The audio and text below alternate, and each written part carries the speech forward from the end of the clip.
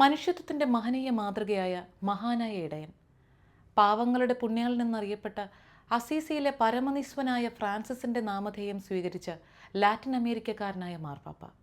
അദ്ദേഹം സ്നേഹത്തിൻ്റെയും സമാധാനത്തിൻ്റെയും സാമൂഹ്യ നീതിയുടെയും ദൂതുമായി ലോകത്താകമാനം സഞ്ചരിച്ചു.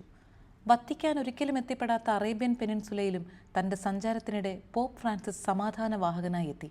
അത് ചരിത്രമായിരുന്നു. മാർപ്പാപ്പമാരുടെ സന്ദർശന വഴികളിൽ ഒരിക്കലും ഗൾഫ് രാജ്യങ്ങൾ ഉൾപ്പെട്ടിരുന്നില്ല. എന്നാൽ ഫ്രാൻസിസ് മാർപ്പാപ്പ ആ പതിവ് തെറ്റിച്ച് 2 തവണയാണ് ഗൾഫിലേക്ക് എത്തിയത്. 2019 UAEയിലും 2022 ബഹ്റിനിലും. ലോകം നേരിടുന്ന വെല്ലുവിളികളും പ്രതിസന്ധികളും അഭിമുഖീകരിക്കാൻ മതനേതാക്കൾക്കും ബുദ്ധിജീവികൾക്കും പ്രതിഭാശാലികൾക്കും കഴിയുമെന്ന ഹമദ് രാജാവിൻ്റെ വീക്ഷണമായിരുന്നു പോപ്പ് ഫ്രാൻസിസിൻ്റെ ബഹ്റിൻ സന്ദർശനം. 4 ദിവസം പോപ്പ് വിവിധ പരിപാടികളിൽ പങ്കെടുത്തു. പൊതുജനങ്ങളെയും വിശ്വാസ സമൂഹത്തെയും ആശീർവദിച്ചു. പോപ്പിനെ അടുത്ത് കാണാനും ഒന്ന് തൊടാനും കയ്യിലൊന്ന് മുത്താനും അനുഗ്രഹം നേടാനും ആഗ്രഹിച്ച അനേകം മനുഷ്യർ അന്നവിടെ ഉണ്ടായിരുന്നു. എന്നാൽ അതിലൊരു മലയാളിക്ക് ആ ഭാഗ്യമുണ്ടായി.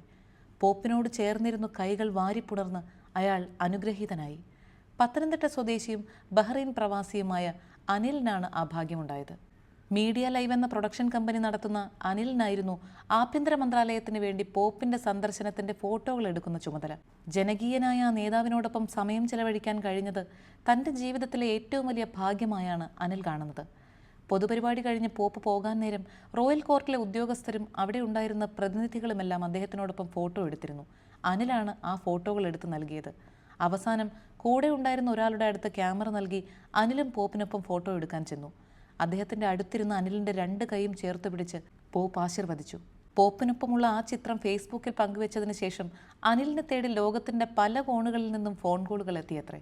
അദ്ദേഹത്തോടൊപ്പം ഇടപഴകാൻ ലഭിച്ച അവസരം മരണം വരെ ഓർക്കുമെന്നാണ് അനിൽ പറയുന്നത്. പാശ്ചാത്യ പൗരസ്ത്യ രാജ്യങ്ങളിൽ പുലരേണ്ട സഹവർത്തിത്വത്തിൻ്റെ അടയാളമായാണ് പോപ്പിൻ്റെ ബഹ്റിൻ സന്ദർശനം ചരിത്രത്തിൽ രേഖപ്പെടുത്തിയത്. ആ ചരിത്രം പകർത്താനും ആശീർവാദം നേടാനും ഒരു മലയാളിക്ക് സാധിച്ചു എന്നതിൽ നമുക്കും അഭിമാനിക്കാം.